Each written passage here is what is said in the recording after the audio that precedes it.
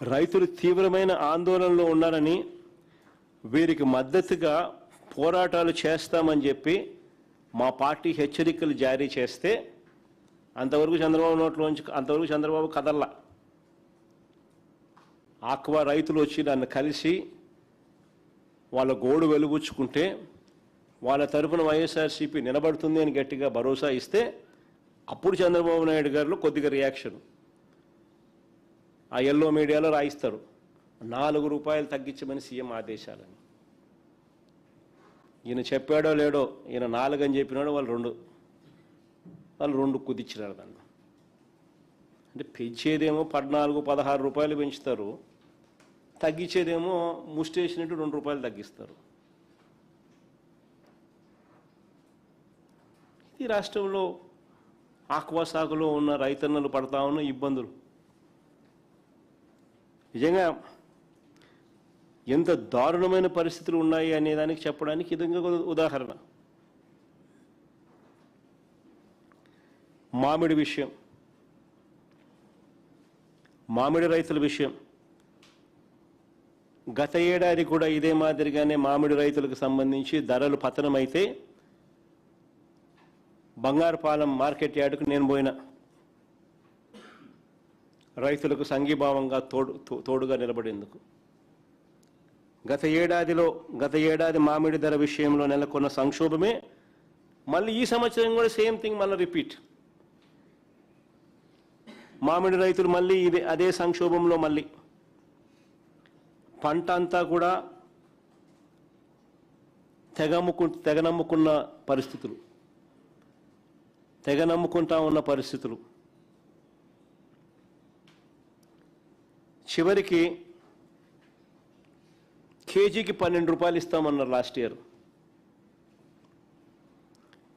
4 రూపాయలు రాష్ట్ర ప్రభుత్వం అట అన్నారు, 8 రూపాయలు కంపెనీ వాళ్ళు ఇస్తారు అన్నారు. ఆ కంపెనీ వాళ్ళు ఇస్తాము అని చెప్పిన 8 రూపాయల్లో ఏ ఒక్కడు 8 రూపాయలు ఇలా.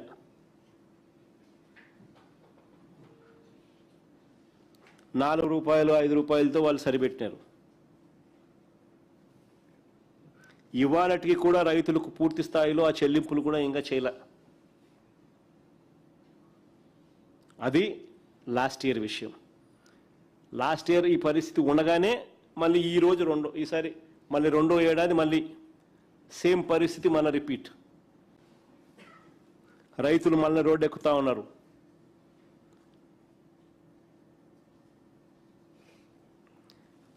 ఒక కేజీ మామిడి పండు పండించడానికి రైతుకు దాదాపుగా 15 రూపాయలు కాస్ట్ వస్తుంది.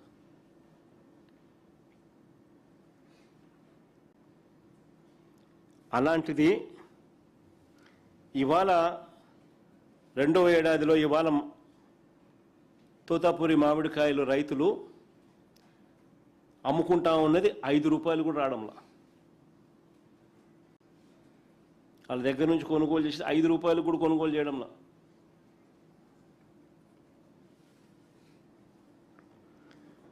ఇదే మాదిరిగానే ధరలు పతనం అవుతాయని చెప్పి పతనం అవుతా ఉన్న పరిస్థితులు ఉత్పన్నం అయ్యి కాక మునిపే పక్క రాష్ట్రం కర్ణాటకలో కేంద్ర సహాయ సహకారాలు తీసుకుని 1,30,000 టన్నులు తోతాపూరి మామిడికాయలు కొనుగోలు 17 రూపాయల 50 పైసలకు 17.5 రూపీ పర్ కేజీ చొప్పున ధర నిర్ణయిస్తూ ఎంఐఎస్ కింద అంటే మార్కెట్ ఇంటర్వెన్షన్ స్కీమ్ కింద, పీడీపీఎస్ కింద అంటే ప్రైస్ డెఫిషియన్సీ పేమెంట్ స్కీమ్ కింద కొనుగోలు చేసేందుకు కేంద్రం ముందుకు వచ్చి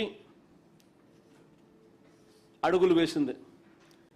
అక్కడ కేంద్ర ప్రభుత్వం భాగస్వామ్యంలో కేంద్ర మంత్రిగా ఉన్న కుమారస్వామి గారు జూన్ 24వ తారీఖున కేంద్ర ప్రభుత్వానికి లేఖ రాయడం, జూన్ 25వ తారీఖున వెంటనే శివరాజ్ సింగ్ చౌహాన్ గారు వెంటనే స్పందించడం, మామిడి కొనుగోలుకు సానుకూల స్పందనతో 17 రూపాయల 50 రూపాయలు ఆయన మినిమం సపోర్ట్ ప్రైస్ కింద ఆయన పెట్టడం అన్నీ జరిగాయి.